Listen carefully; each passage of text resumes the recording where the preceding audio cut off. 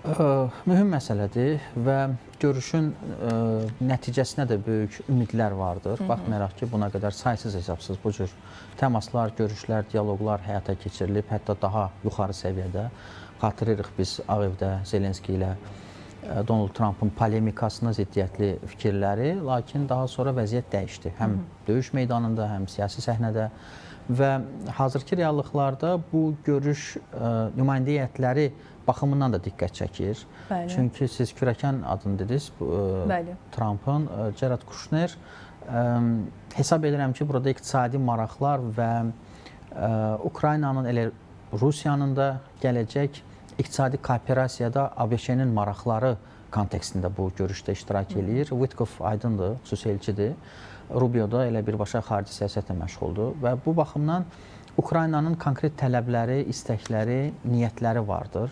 Çünki mediaya sızdırılan 28 maddəlik çözüm layihəsində Ukraynanın kapitulyasiyası da bunu mən adlandıra bilərəm. Çünki ərazilərdən bir tərəfli qaydada imtina etməlidir.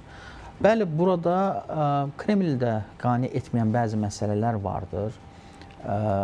Rusiya aktivlərinin həm də 100 milyardını Ukraynanın gələcək bərpasına həsr etmək şübhəsiz ki, Kremli qəbul etməyə bilər, razı salmaya bilər və eyni zamanda burada mühüm məsələ Donbas və Krım ilə yanaşı Xerson və Zaporojyadan da əl çəkməklə bağlıdır və məlumdur ki, bugün zəmin üzərində ərazilərin yarısına Xerson və Zaporojyanın Rusiya nəzarət edir.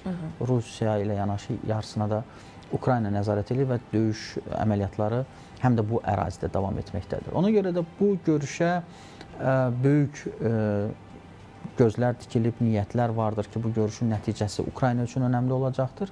Bir mühüm detal da bu görüşdən öncə danışıqların, konspiroloji məxfi keçirilən danışıqların həm də sızdırılması ilə bağlıdır. Bilirsiniz ki, Uşakov və Dmitriyevin Witkoffla olan danışıqlarının məğzi, mətni, mahiyyəti həm də mediaya bu və digər formada sızdırılıb. İndi Zelenski deyir ki, bu görüşdə ləyaqətlə bitirməlisiniz bu müharibəni deyə, yəni təbii ki, öz nümayəndələrinə ünvanlayıb bu açıqlamanı ki, yəni gedib bunu bitirməliyik. Dediyi kimi ləyaqətlə bitirə biləcəklərmi ümumiyyətlə? İmkan verəcəkmi? Burada təbii ki, Birləşmiş Ştatlar çox böyük rol oynayır. Amerika Birləşmiş Ştatları vasitəçilik kursunu davam etdirmək niyyətindədir. Vasitəçi isə hər iki tərəfin maraqlarını qəbul eləyir və eyni zamanda bunu danışıqlar tərəfinə satır. Və satış işində, ticarət işində də Trump peşəkardır. Və bu baxımdan siyasəti də həm də alver sözünü işlətmək istəmirəm, amma ticari yollarla həyata keçirtmək. Amma baxır kimə nə qədər, neçə faizlik bərabərlik təqdim eləyir Birləşmiş Ştatlar, elə deyilmi? Elədir və elə bunu da gizlətmir. Çünki TR-də olan müsahibəsində də Trump elə təxminən bu cür fikirlərini bildirmişdi ki, bu danışıqlardır və danışıqlarda sızma da ola bilər və digər məsələlər də baş verə bilər. Amma bu görüşün nəticəsi şübhəsiz ki, Ukraynanın lehinə olmalıdır.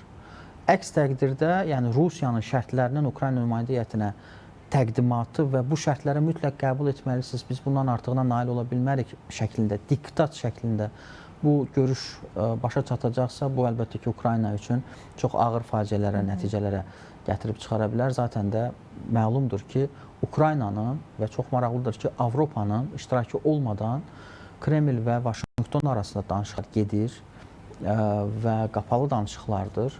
Və bu danışıqların nəticəsi əgər müəyyən bir sənəd formasında, hətta fake və dezinformasiya dolu olsa belə, təsdiqlənməsə də, burada açıq aydındır ki, Ukraynanın maraqları nəzərə alınmır. Amma Avropa özünü təcrid eləmək istəmir əslində bu cür danışıqlardan. Avropa ilə bağlı qeyd etmək lazımdır ki, İstanbul razılaşmaları var idi və eyni zamanda danışıqlarla bağlı müəyyən nəticələr var idi, atəşkəs. Yəni özünü doğrultmadı mı Avropa belə məqamda deyirsiniz? Xüsusilə Böyük Britaniyanın danışıqlar sonrası Ukraynaya siyasi dəstəyi, səfərlər, hərbi yardımlar danışıqları heçə indirdi.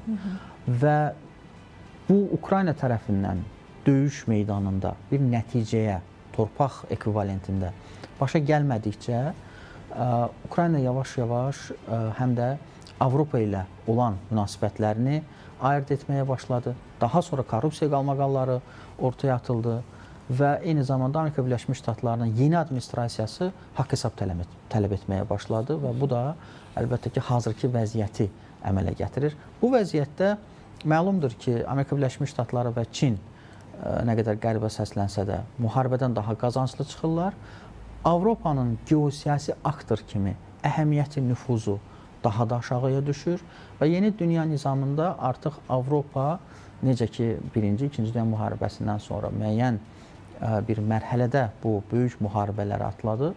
Bu müharibənin sonunda Avropanın geosiyasi nüfuzu aşağı düşəcəkdir.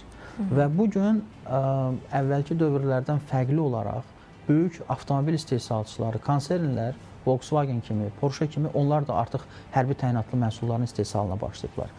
Və bu da ola bilsin gələcəkdə həm də Avropanın hərbi planda, siyasi planda, iqtisadi güc baxımından daha da irəliləməsi üçün bir təkan verəcəkdir. Necə ki, Rusiyanın özü müasir texnologiyalar, pualar baxımından müharibə başlayanda başqa mərhələdə idi. Bugün istər-istəməz vəziyyət elə gətirib ki, inkişaf etmək məcburiyyətinə qalıb. Ona görə də bu Avropa üçün, xüsusilə də Ukrayna üçün, Ukrayna sanki Avropada əgər müharibə bu şərtlərlə, bu vəziyyətdə bitərsə, hamıdan acıqlı, qəzəbli və hamıya kin, küdurət daşıyan bir dövlətə çevriləcək.